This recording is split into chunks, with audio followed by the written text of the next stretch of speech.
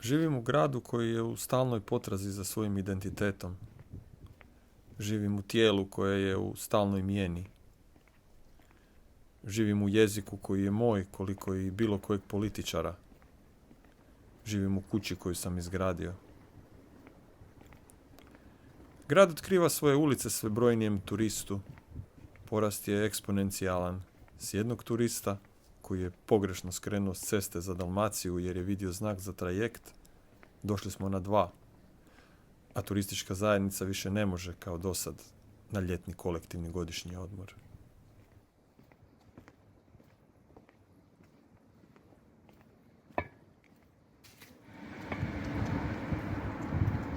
Nosim se kao što grad nosi ljude. Oni dolaze i dolaze. Prvo ih nema. Djeca naganjaju lopte, rastu pored suza, ispred vrtića, maminih potresa zbog fantomski otkinutih udova. Onda se odjednom pojave. Nose ih njihove brade, maskare, gihtovi, hemeroidi, granulomi, čukljevi, katarakte, vode u koljenima. Ljudi dolaze i dolaze. Njihove duše su bezgranični prostori slobode, omeđeni propadajućim tijelima. Ali ko može reći da istina ikada izlazi na vidjelo kad je jezik najmanje cijenjeni organ vida?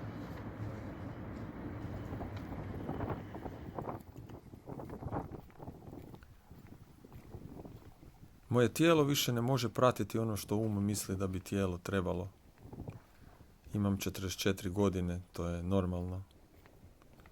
Iz prstiju bi da mi cure patetični izljevi poput postao sam rob svojeg tijela ili moram pomaknuti svijet da bi mi tijelo funkcioniralo kako treba ili odustanem od putovanja kada shvatim što sve moram spremiti ili ponijeti sa sobom samo da bi mi tijelo radilo. Onda se odmorim u jeziku. Spremim jezik u raketu, pa tako 66 puta. Raketa nije veća od mene, ali milijun je puta ubojitija. 66 raketa stavim na leđa, nosim kroz mračnu šumu. Svaka stopa izmjerena je slovom prirodnog zakona. 66 raketa stisne moja leđa, led na njima ulazi u povijenu kičmu. Kada dođem pred raketni bacač, manji sam od kristala vode. Tražim svoje agregatno stanje i mjerim koliko topline u jednom običnom pali. Ali promijenim se i odjednom je teško jezikom otvoriti konzervu očaja koji je hranio gladna dječja usta i cvao u proljeće, uvijek u proljeće.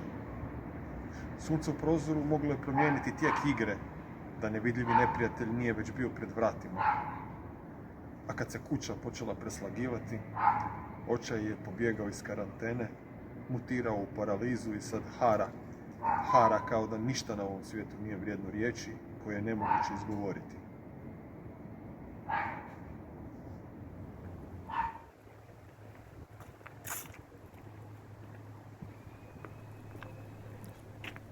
iz moje ulice, slijepe ulice, barem za automobile, put vodi u šumu, na mlinove. Nikada nisam bio tamo, ali planiram to učiniti. Tamo ima stranaca, koji nisu turisti. Nekada ih zovu migranti, da ne bi rekli izbjeglice pa udarili po vlastitoj savjesti. Ono iz 90-ih. Svi smo mi migranti.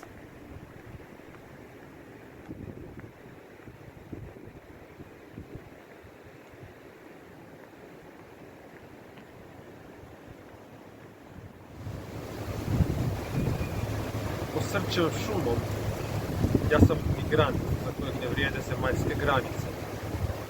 Ne tražim pasoš, ne trebam eure ni mobitel. Bezrevne gaće ako mi pred granicom popuste crijeva. Moja šuma nije tamna i strana utroba kita koja probavlja snove kao počata pomorska policija. Za mojim stopama ne trče bijesni psi i odore koje posrčući pucaju iz svojih pištolja. Ne, ja nisam taj migrant. Moje migracije iscrpljuju obzori u kojima se tvoj pogled toči na kockice leda u kristalnoj čaši. važne, nisu egzistencijalne i pomalo ih se sramim. A opet, ako postojim samo kao prazan utor za tvoju glavu na mom ramenu, moje migracije su teške kao kap s mog nosa kad si ono odlazila.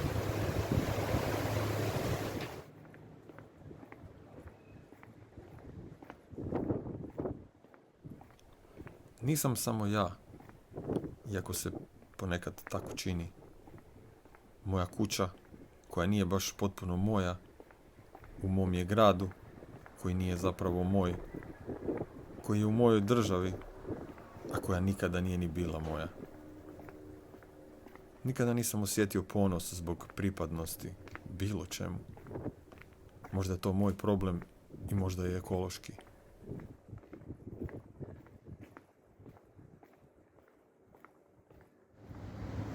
Okrenem strop i hodam izbjegavajući lustere. Svjetlo ne pada pravocrtno, šume su daleka postrojenja. Bruto nacionalnom dohotku sudjeluju s 10% kisika.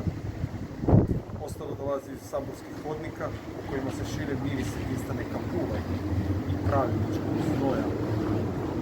Meso koje su izrezali za ručak nije zaboravilo svoje kosti. Sjajan kamen temeljac za pluća poreznih obveznika kojima tlo izmiča podove.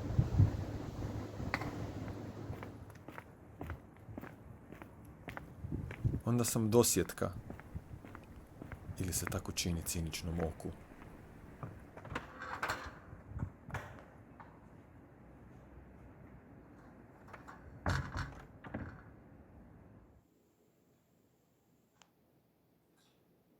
Adresiram svoje strahove u aritmiju zidnog sata i čekam. Najbolji put do mog srca je između 4. i 5. rebra.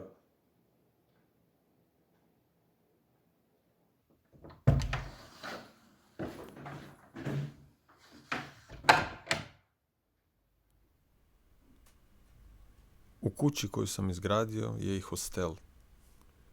Hostel je propao ove sezone, još jedna tiha žrtva virusa. Želim kupiti taj hostel, koji je moj prvi susjed. Želim kupiti mog prvog propalog susjeda, jer onda ću znati koji je, kakav i od čega. Kupit ću ga da ga izgradim, kao što sam izgradio i kuću koju sam cijeli život htio, u gradu u koji sam došao, u ulicu koju si crtam kao dragu otkad sam je prvi put vidio, koju grad ne voli, gdje je kvadrat jeftin, ali donedavno ipak mi nedostižan. Sada kada je sve to tu, nije ostalo drugo nego prionuti poslu. Zen i umjetnost fugiranja ciglenog zida. Uzmeš jednu mjericu bijelog cementa, jednu mjericu riječnog pijeska, takozvane nule, u to umjesiš 1/5 bijelog ljepila za pločice i vode do konzistencije gustog šlaga. Pustiš da odstoji 5 minuta. Uzmeš gleter i fugajzlu i kreneš. Uštediš novce koje nemaš, nalaziš majstora kakvog više nema, u gradu koji gradi kuće samo za turiste, kojih opet nema, tek što su došli. Jer virus. Jer što bi se taj majstor mučio s tamo nekom ciglom, pa još unutra u dnevnoj sobi? Ko je to vidio u doba Knaufa? Metamorfoza, dom.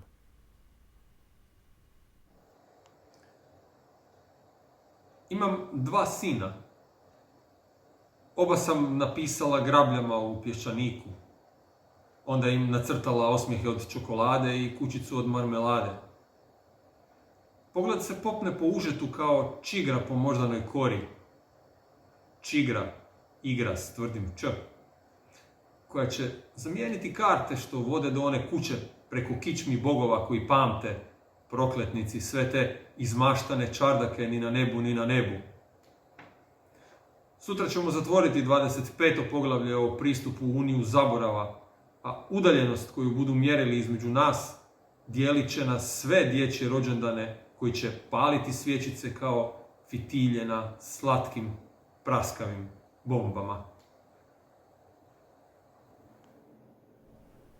Kada izgradiš kuću za sebe i sve tvoje, preseliš se potpuno u jezik. od njega ne možeš pobjeći.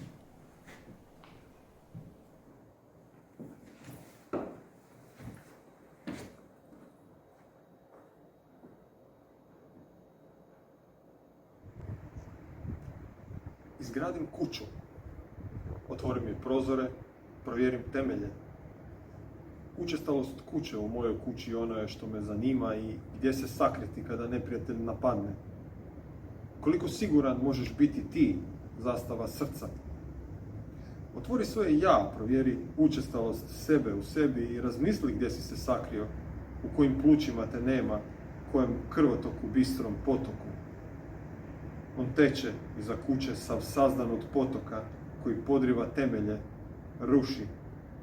Koliko potoka u tom potoku, koliko zemlje u toj mrkoj cigli.